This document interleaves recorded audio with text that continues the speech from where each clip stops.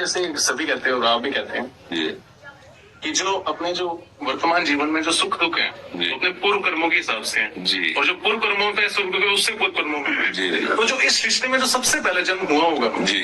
वो किस आधार पे इच्छा, स्वतंत्र इच्छा। इच्छा का त्याग दो, अभी खत्म हो जाएगा तुम्हारा जन्म। इच्छा ही तुम्हें इस रूप में लाने की वृत्ति है। अगर इच्छा का त्याग हो जाए तो अभी जीवन मुक्त हो जाओ। सारी साधना इच्छा के त्याग की है।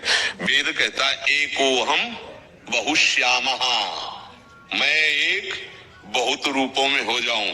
इसी इच्छा ने अपने को प्रकाशित कर दिया इसमें। हम तुम 100-200 नहीं है, ये घड़े हैं 100-200, इनमें एक प्रकाश है। जैसे 1 करोड़ घड़े रख देना तो 1 करोड़ सूर्य नहीं हो गए, सूर्य तो एक है। 1 करोड़ घड़े में प्रतिबिंब पड़ रहा है। ऐसे ही बच्चा हम तुम सब ये जितने हैं ना, इनमें एक बिजली चल रही है। उसे राम कहो, श्याम कहो, ब्रह्म कहो, परमेश्वर कहो, अकाल कहो, उसके अनंत नाम है। ना हम है ना तुम है। अब उस बिजली को जान लो, उस पावर को जान लो तो अभी खत्म हो जाएगा। और उस पावर को न जानने कर हमारी अलग इच्छा, आपकी अलग इच्छा, इन्हीं इच्छाओं से हम बंध गए। तुम और कोई नहीं हो, वही पावर हो। उस पावर अपने स्वरूप को, परमात्मा स्वरूप को भूल कर देह भाव में आ गए। देह भाव में आने के कारण इच्छाओं का जाल फैल गया आपकी इच्छा से। आप अपनी इच्छा का त्याग कर दो, अभी देख लो आप कौन है।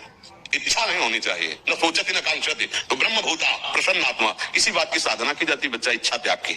अब जब तक इच्छा त्यागोगे नहीं तो प्रश्न बनता रहेगा क्यों क्यों क्यों चलता रहेगा। नाम जब करते हुए कोई इच्छा ना उमंगने पाए तो आप जान जाओगे आप कौन है। आप एक ढांचा नहीं है, इसी ढांचे में सारे सुख दुख हैं। आप में कभी न सुख था न दुख था, आप परमानंद स्वरूप हैं। अब ये ढांचे का राग कैसे तो छूटेगा। उसी बात के लिए शरणागति होती, उसी के बाद ये साधना प्रारंभ होती। और बिना उसके तो क्यों में तुम्हारा चलता ही रहेगा, क्योंकि देह भाव में खड़े हो तुम। खड़े हो ना बच्चा देह भाव में, ईमानदारी से बताओ। तो बच्चा इस देह भाव से जब तक मुक्त नहीं होगे तब तक क्यों का उत्तर तुम्हें कैसे मिल सकता है। इसीलिए कहा जा रहा है नाम जप करो। नाम जब तुम्हारे उस संचित को, जो गोदाम जमा है कर्मों का, उसको भस्म करेगा। अभी अंतःकरण जो मलिन है इसको निर्मल करेगा। तो जो भाषा संत बोलते हैं वही आप बोलने लगेंगे। हम आपको सच्ची कहते हैं। हमारा ऐसा जिद्दी स्वभाव था कि अगर हमको इस मार्ग में अनुभव ना होता तो हम कह देते कि बचपन से लगे, लेकिन तुम्हें पक्का कहते हैं। जैसी नाम की महिमा लिखी है और जैसी शास्त्रों में संतों ने कहा है, जब उस मार्ग पर चले गए तो हर कदम पर वो अनुभव सत्य होता रहा। हाँ ये सत्य है, ये सत्य। जैसे जैसे चढ़ते चले गए वैसे ही सत्य कहा। अब इसके बाद कुछ असत्य है ही नहीं, कुछ असत्य नहीं बचा। वही वो है, वही वो है, दूसरा कोई है। घट घट में वही रमा हुआ है, दूसरा कोई नहीं। अब बच्चा अपनी इच्छा अगर भोगों की है तो पुरुष हो आप, हो ना। देखो इच्छा में पुरुष हो कि नहीं हो तुम। अंदर से लग रहा है ना कि मैं पुरुष हूं। ये सच्ची ईमानदारी की तुम हाँ कहते चले जाते हो।